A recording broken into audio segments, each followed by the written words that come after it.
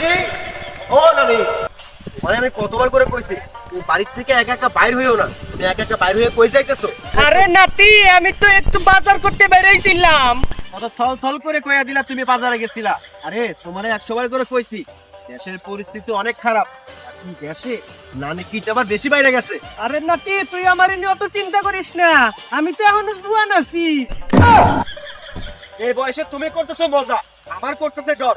তুমি সময় না আমার নানিরে কইরা দেয় খালি। এই শোনো, বলে একটা কথা কই, তুমি তোমার নাতি জোয়ান আছি এখনো। আমি তোমার নাতি থাকা অবস্থায় তোমার কেউ দেখাতে পারবো না।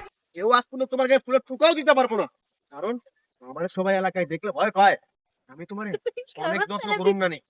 নানি, তোমার ওই একটা নাতি আছে সুরাইয়া, ওর সাথে আমার একটু বিয়ে দিও। আমি ওকে খুব ভালোবাসি। নানি, ও নানি, নানি, এটা কিসের কাগজ? এটা কিসের কাগজ? আউটফিট এক্স, তার মানে কি আমার নানিরও কিডন্যাপ করলো? না! ব্রেকিং নিউজ, বর্তমান সময়ে কিশোরী নারীদের বাদ দিয়ে কেন নারীদেরই কিডন্যাপ করা হচ্ছে। আর আমি আমার নানিকে হেফাজতে রেখেছি, আপনারাও আপনাদের নারীদের হেফাজতে রাখুন আর সকলে সচেতন থাকুন।